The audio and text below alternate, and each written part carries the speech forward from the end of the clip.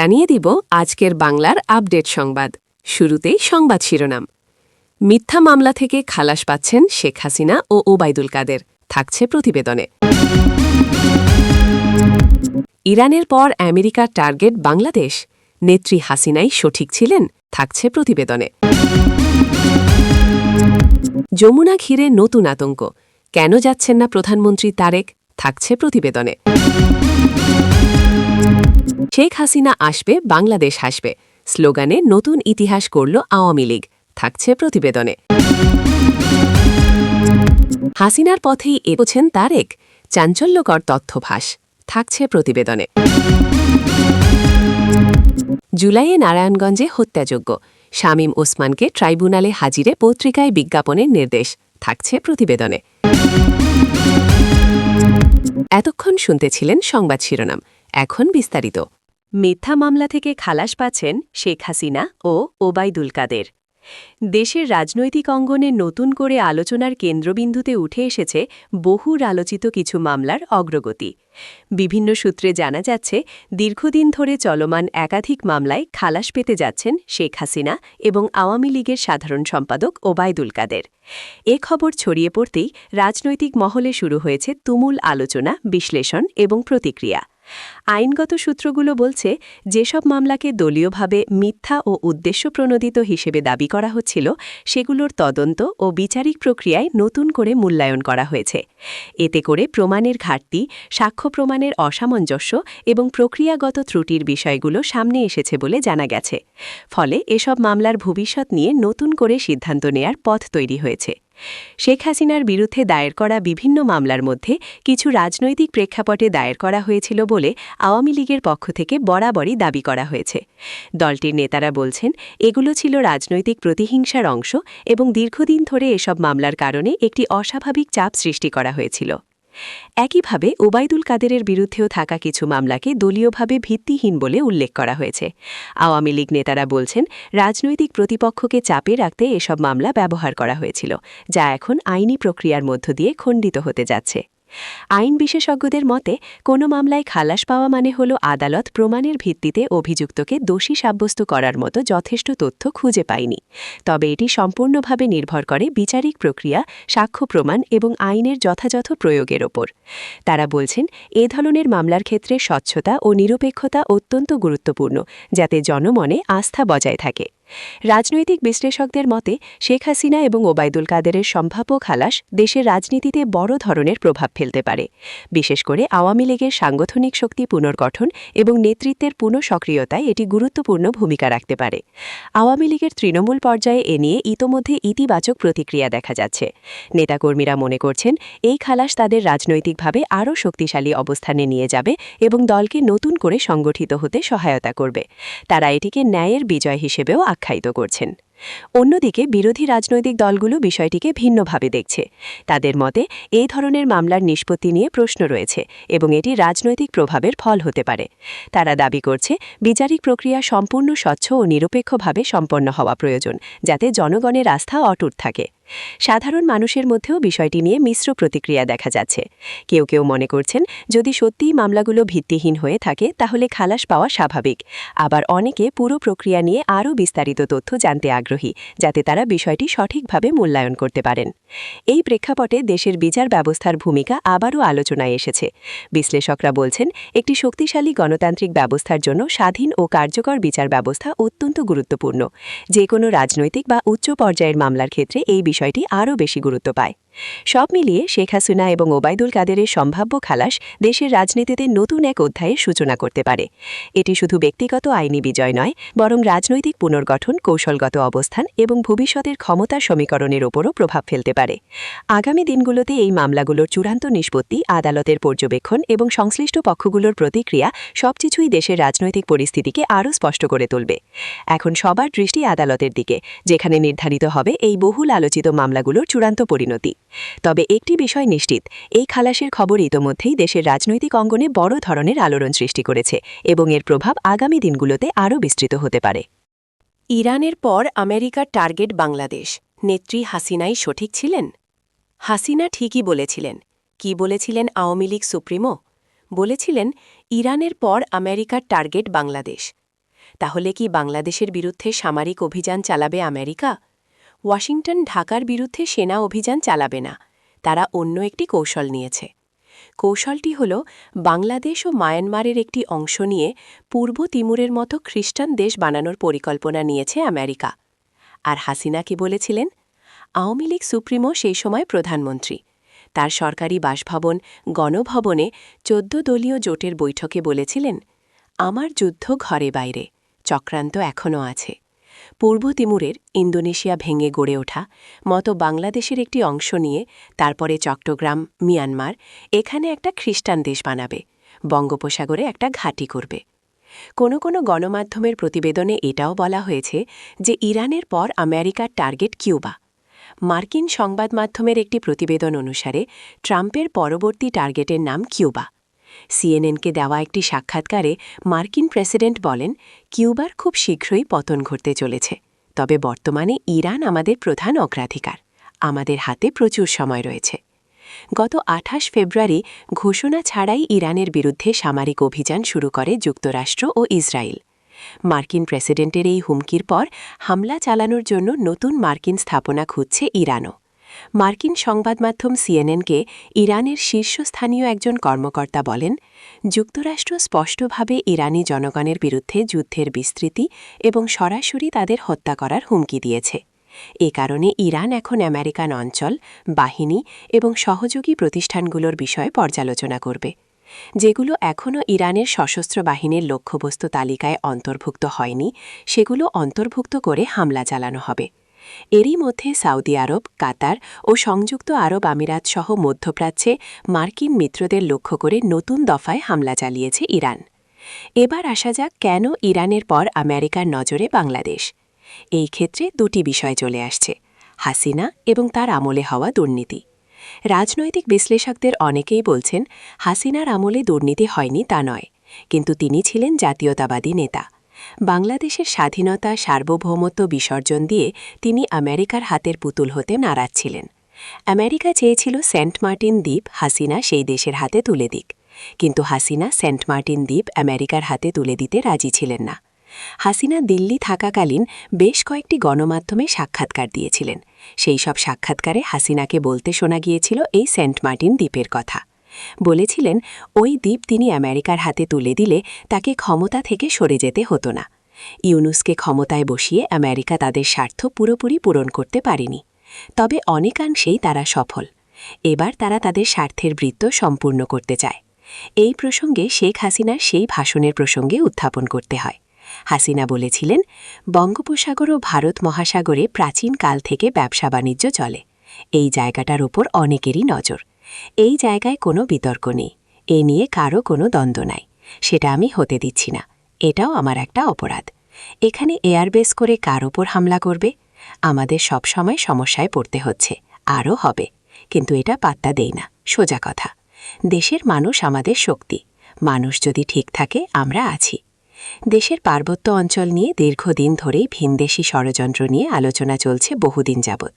পাহাড়ে খ্রিস্টান মিশনারিদের অবাধ বিচরণ ও নানা চক্রান্তের তথ্য সামনে আসে বারবার। এবার বিষয়টি নিয়ে খোদ প্রধানমন্ত্রীও উদ্বেগ প্রকাশ করায় বিষয়টি নতুনভাবে আলোচিত হচ্ছে। পাহাড়ে বসবাসরত একাধিক পরিবারের সঙ্গে কথা বলে জানা যায়, বর্তমানে পার্বত্য চট্টগ্রামে অপ্রতিরোধ্য খ্রিস্টান মিশনারিরা। তাদের প্রভাব এতটাই বেশি যে অনেক সময় প্রশাসনকেও পাত্তা দিতে চায় না। শেখ হাসিনা আসবে, বাংলাদেশ হাসবে স্লোগানে নতুন ইতিহাস করল আওয়ামী। রাজধানীসহ দেশের বিভিন্ন প্রান্তে ব্যাপক সমাগম, মিছিল ও সমাবেশের মধ্য দিয়ে নতুন এক রাজনৈতিক বার্তা ছড়িয়ে দিল বাংলাদেশ আওয়ামী লীগ। শেখ হাসিনা আসবে, বাংলাদেশ হাসবে এই স্লোগানকে সামনে রেখে দলটির নেতাকর্মীরা যে গণজোয়ার সৃষ্টি করেছেন তা ইতোমধ্যেই রাজনৈতিক মহলে নতুন ইতিহাস হিসেবে আলোচিত হচ্ছে। দলীয় সূত্রগুলো জানায়, দীর্ঘ সময় পর এমন সংগঠিত ও সমন্বিত কর্মসূচি মাঠে নামিয়েছে বাংলাদেশ আওয়ামী লীগ। রাজধানীর গুরুত্বপূর্ণ সড়কগুলোতে সকাল থেকেই জড়ো হতে থাকেন হাজারো নেতাকর্মী। ব্যানার, ফেস্টুন ও দলীয় প্রতীক নিয়ে তারা মিছিল বের করেন এবং স্লোগানে মুখর করে তোলেন পুরো এলাকা। মিছিলের মূল আকর্ষণ ছিল একটি স্লোগান, শেখ হাসিনা আসবে, বাংলাদেশ আসবে। এই স্লোগানকে কেন্দ্র করে তৈরি হয় আবেগঘন পরিবেশ। নেতাকর্মীরা দাবি করেন শেখ হাসিনার সম্ভাব্য প্রত্যাবর্তন দেশের জন্য ইতিবাচক পরিবর্তন বয়ে আনবে এবং উন্নয়নের ধারাকে আবারও গতিশীল করবে। সমাবেশে অংশ নেওয়া নেতারা বলেন, দেশের উন্নয়ন, স্থিতিশীলতা ও আন্তর্জাতিক অঙ্গনে মর্যাদা বৃদ্ধিতে শেখ হাসিনার অবদান অপরিসীম। তিনি ফিরে এলে দেশ আবারও অগ্রগতির পথে এগিয়ে যাবে। তারা আরও বলেন, এই কর্মসূচি কেবল একটি রাজনৈতিক সমাবেশ নয়, এটি জনগণের আবেগ ও প্রত্যাশার প্রতিফলন। রাজনৈতিক বিশ্লেষকদের মতে এই স্লোগানভিত্তিক আন্দোলন একটি সুপরিকল্পিত রাজনৈতিক কৌশলের অংশ। দীর্ঘ সময় ধরে সরাসরি নেতৃত্বের অনুপস্থিতির পর দলীয় কর্মীদের ঐক্যবদ্ধ করা এবং নতুন করে সংগঠিত করার জন্য এ ধরনের প্রচারণা কার্যকর ভূমিকা রাখতে পারে। বিশেষ করে তৃণমূল পর্যায়ে এটি একটি শক্তিশালী বার্তা পৌঁছে দেয়। বাংলাদেশ আওয়ামী লীগের তৃণমূল নেতারা বলছেন, এই কর্মসূচির মাধ্যমে তারা প্রমাণ করেছেন যে দল এখনও সংগঠিত এবং যে কোনো রাজনৈতিক পরিস্থিতি মোকাবেলায় প্রস্তুত। তারা বিশ্বাস করেন, এই ধরনের জনসমাগম ভবিষ্যতের রাজনীতিতে বড় প্রভাব ফেলবে। অন্যদিকে বিরোধী রাজনৈতিক দলগুলো এই ঘটনাকে ভিন্নভাবে দেখছে। তাদের মতে এটি একটি পরিকল্পিত শক্তি প্রদর্শন, যার মাধ্যমে জনমত প্রভাবিত করার চেষ্টা করা হচ্ছে। তারা আরও বলছে, বাস্তব রাজনৈতিক পরিস্থিতি ভিন্ন এবং শুধুমাত্র স্লোগান দিয়ে সেই বাস্তবতা বদলানো সম্ভব নয়। সাধারণ মানুষের মধ্যেও এ নিয়ে মিশ্র প্রতিক্রিয়া দেখা গেছে। কেউ কেউ এই কর্মসূচিকে গণতান্ত্রিক অধিকারের অংশ হিসেবে দেখছেন এবং এটিকে ইতিবাচক রাজনৈতিক চর্চা হিসেবে বিবেচনা করছেন। আবার কেউ মনে করছেন, এ ধরনের কর্মসূচি রাজনৈতিক বিভাজন আরও বাড়িয়ে তুলতে পারে। আইন শৃঙ্খলা রক্ষাকারী বাহিনী পরিস্থিতি নিয়ন্ত্রণে রাখতে সতর্ক অবস্থানে ছিল। বড় ধরনের কোনো অপ্রীতিকর ঘটনা না ঘটলেও কিছু এলাকায় যানজট ও ভোগান্তির খবর পাওয়া গেছে। সংশ্লিষ্ট কর্তৃপক্ষ জানিয়েছে, পরিস্থিতি সামাল দিতে প্রয়োজনীয় ব্যবস্থা নেওয়া হয়েছে। বিশ্লেষকরা বলছেন, এই নতুন ইতিহাস আসলে একটি প্রতীকী রাজনৈতিক বার্তা। এটি দেখাচ্ছে দলটি এখনও মাঠে সক্রিয় এবং তাদের সাংগঠনিক শক্তি অটুট রয়েছে। একই সঙ্গে এটি ভবিষ্যতের রাজনৈতিক পরিকল্পনার ইঙ্গিতও বহন করছে। সব মিলিয়ে শেখ হাসিনা আসবে, বাংলাদেশ হাসবে স্লোগানকে কেন্দ্র করে বাংলাদেশ আওয়ামী লীগ যে কর্মসূচি পালন করেছে তা দেশের রাজনীতিতে নতুন মাত্রা যোগ করেছে। এটি কেবল একটি স্লোগান নয়, বরং একটি রাজনৈতিক বার্তা, যা আগামী দিনের রাজনীতিকে প্রভাবিত করতে পারে। এখন দেখার বিষয়, এই স্লোগান ও কর্মসূচির প্রভাব কতটা দীর্ঘস্থায়ী হয় এবং তা দেশের রাজনৈতিক সমীকরণে কী ধরনের পরিবর্তন আনে। তবে একটি বিষয় নিশ্চিত, এই কর্মসূচি ইতোমধ্যেই দেশের রাজনৈতিক ইতিহাসে একটি আলোচিত অধ্যায় হিসেবে জায়গা করে নিয়েছে। হাসিনার পথে এগোচ্ছেন তারিক রহমান, চাঞ্চল্যকর তথ্যভাস। দেশের রাজনৈতিক অঙ্গনে নতুন করে জোর আলোচনা শুরু হয়েছে। বিএনপির ভারপ্রাপ্ত চেয়ারম্যান তারিক রহমান নাকি কৌশলগতভাবে এমন এক পথে হাঁটছেন যা অনেকাংশে মিলে যায় শেখ হাসিনার দীর্ঘদিনের রাজনৈতিক কৌশলের সঙ্গে। সাম্প্রতিক বক্তব্য, সাংগঠনিক কার্যক্রম এবং রাজনৈতিক অবস্থান বিশ্লেষণ করে এমন ধারণা সামনে আসছে বলে মনে করছেন বিশ্লেষকদের একাংশ। রাজনৈতিক পর্যবেক্ষকরা বলছেন, গত কয়েক মাসে তারিক রহমানের ভাষা ও কৌশলে লক্ষণীয় পরিবর্তন এসেছে। আগে যেখানে আন্দোলনকেন্দ্রিক রাজনীতি বেশি প্রাধান্য পেত, এখন সেখানে কৌশলগত নমনীয়তা, সংলাপের ইঙ্গিত এবং দীর্ঘমেয়াদী পরিকল্পনার ছাপ দেখা যাচ্ছে। এই পরিবর্তনকে অনেকে বাস্তববাদী রাজনীতির দিকে অগ্রসর হওয়ার লক্ষণ হিসেবে দেখছেন। সম্প্রতি এক বক্তব্যে তারিক রহমান বলেন, আমাদের লড়াই কোনো ব্যক্তি বা দলের বিরুদ্ধে নয়, বরং একটি নীতির জন্য। এই বক্তব্য রাজনৈতিক মহলে বেশ গুরুত্ব পেয়েছে, কারণ এমন অবস্থান অতীতে বিভিন্ন সময়ে শেখ হাসিনার কৌশলগত বক্তব্যের সঙ্গেও কিছুটা সাদৃশ্যপূর্ণ বলে মনে করছেন বিশ্লেষকরা। বিশ্লেষকদের মতে এই ধরনের বক্তব্য রাজনৈতিক উত্তেজনা কমাতে সহায়ক হতে পারে এবং আন্তর্জাতিক মহলেও ইতিবাচক বার্তা দেয়। বিশেষ করে বর্তমান বৈশ্বিক প্রেক্ষাপটে একটি দায়িত্বশীল ও পরিমিত রাজনৈতিক অবস্থান গ্রহণ করা অনেক সময় কৌশলগতভাবে লাভজনক হয়ে ওঠে। দলীয় সূত্রগুলো বলছে, তারিক রহমান এখন সংগঠন পুনর্গঠনের ওপর জোর দিচ্ছেন। তৃণমূল পর্যায়ে নতুন নেতৃত্ব তৈরি, কমিটি পুনর্বিন্যাস এবং জনসম্পৃক্ততা বাড়ানোর উদ্যোগ নেওয়া হয়েছে। এই প্রক্রিয়াটি অনেকটা সেই কৌশলের সঙ্গে মিলে যায় যা অতীতে শেখ হাসিনা আওয়ামী লীগকে সংগঠিত করতে ব্যবহার করেছিলেন। একই সঙ্গে আন্তর্জাতিক যোগাযোগ বাড়ানোর দিকেও মনোযোগ দেওয়া হচ্ছে বলে জানা গেছে। রাজনৈতিক বিশ্লেষকরা বলছেন, একটি বড় রাজনৈতিক দল হিসেবে আন্তর্জাতিক অঙ্গনে গ্রহণযোগ্যতা তৈরি করা অত্যন্ত গুরুত্বপূর্ণ। এই জায়গায়ও তারিক রহমানের সাম্প্রতিক উদ্যোগগুলো নতুন দৃষ্টিভঙ্গির ইঙ্গিত দিচ্ছে। তবে বিরোধী বিশ্লেষকদের একটি অংশ মনে করছেন দুই নেতার রাজনৈতিক প্রেক্ষাপট সম্পূর্ণ ভিন্ন। তাদের মতে শেখ হাসিনা দীর্ঘদিন ক্ষমতায় থেকে যে অভিজ্ঞতা অর্জন করেছেন তা অনন্য। অন্যদিকে তারেক রহমান এখনও সেই পর্যায়ে পৌঁছননি, ফলে সরাসরি তুলনা করা পুরোপুরি সঠিক নাও হতে পারে। তবুও রাজনৈতিক বাস্তবতায় অনেক সময় নেতারা একে অপরের সফল কৌশল থেকে শিক্ষা নেন। সেই দৃষ্টিকোণ থেকে দেখলে তারেক রহমানের বর্তমান অবস্থানকে একটি শেখার প্রক্রিয়া হিসেবেও দেখা যেতে পারে। সাধারণ মানুষের মধ্যেও এ নিয়ে আগ্রহ তৈরি হয়েছে। কেউ কেউ মনে করছেন, যদি রাজনৈতিক দলগুলো সংঘাতের পরিবর্তে কৌশলগত ও ইতিবাচক রাজনীতি গ্রহণ করে, তাহলে দেশের জন্য তা ভালো ফল বয়ে আনতে পারে। আবার কেউ মনে করছেন, এটি কেবল একটি সাময়িক কৌশল, যার প্রকৃত প্রভাব সময়ের সঙ্গে বোঝা যাবে। রাজনৈতিক বিশ্লেষকদের মতে বর্তমান পরিস্থিতিতে সবচেয়ে গুরুত্বপূর্ণ বিষয় হল কে কতটা কার্যকরভাবে জনগণের আস্থা অর্জন করতে পারে। শুধুমাত্র কৌশল নয়, বাস্তব কাজ ও নেতৃত্বের দক্ষতাই শেষ পর্যন্ত নির্ধারণ করবে রাজনৈতিক সফলতা। সব মিলিয়ে তারেক রহমানের সাম্প্রতিক রাজনৈতিক অবস্থান ও কৌশলকে ঘিরে যে আলোচনা তৈরি হয়েছে, তা দেশের রাজনীতিতে নতুন মাত্রা যোগ করেছে। শেখ হাসিনার সঙ্গে কৌশলগত মিলের বিষয়টি কতটা বাস্তব তা নিয়ে মতভেদ থাকলেও একটি বিষয় স্পষ্ট, বাংলাদেশের রাজনীতি এখন পরিবর্তনের একটি গুরুত্বপূর্ণ পর্যায়ে রয়েছে। আগামী দিনে এই কৌশল কতটা কার্যকর হয় এবং তা দেশের রাজনৈতিক সমীকরণে কী ধরনের পরিবর্তন আনে, সেদিকেই এখন সবার নজর। জুলাইয়ে নারায়ণগঞ্জে হত্যাযজ্ঞ, শামীম ওসমানকে ট্রাইব্যুনালে হাজিরে পত্রিকায় বিজ্ঞাপনের নির্দেশ। নারায়ণগঞ্জে সংঘটিত বহুল আলোচিত জুলাই হত্যাযজ্ঞ মামলায় নতুন করে অগ্রগতি এসেছে। ট্রাইব্যুনাল থেকে প্রভাবশালী রাজনীতিক শামীম ওসমানকে আদালতে হাজির করার জন্য পত্রিকায় বিজ্ঞাপন প্রকাশের নির্দেশ দেওয়া হয়েছে। এই নির্দেশ ঘিরে আইন ও রাজনৈতিক অঙ্গনে তৈরি হয়েছে নতুন আলোচনা। আদালত সূত্রে জানা গেছে, মামলার তদন্ত ও বিচার প্রক্রিয়ার অংশ হিসেবে সংশ্লিষ্টদের উপস্থিতি নিশ্চিত করতে এই পদক্ষেপ নেওয়া হয়েছে। ট্রাইব্যুনাল মনে করছে, নিয়মিত সমন জারির পরও হাজিরা নিশ্চিত না হওয়ায় এবার জনসম্মুখে বিজ্ঞপ্তি প্রকাশের মাধ্যমে তাকে আদালতে হাজির হতে বলা প্রয়োজন হয়ে পড়েছে। আইন অনুযায়ী কোনো অভিযুক্ত ব্যক্তি দীর্ঘ সময় আদালতে অনুপস্থিত থাকলে বা তাকে সরাসরি খুঁজে পাওয়া না গেলে পত্রিকায় বিজ্ঞাপন দিয়ে হাজিরার নির্দেশ দেওয়া একটি প্রচলিত পদ্ধতি। এর মাধ্যমে সংশ্লিষ্ট ব্যক্তিকে নির্দিষ্ট সময়ের মধ্যে আদালতে উপস্থিত হওয়ার সুযোগ দেওয়া হয়।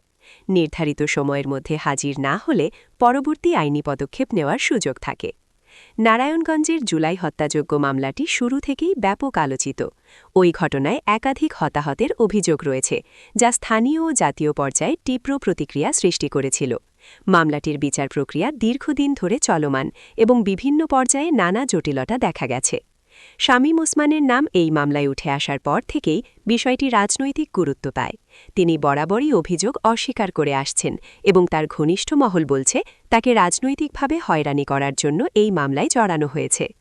অন্যদিকে মামলার বাদী ও ভুক্তভোগী পরিবারের পক্ষ থেকে দ্রুত বিচার এবং দোষীদের শাস্তির দাবি জানানো হয়েছে।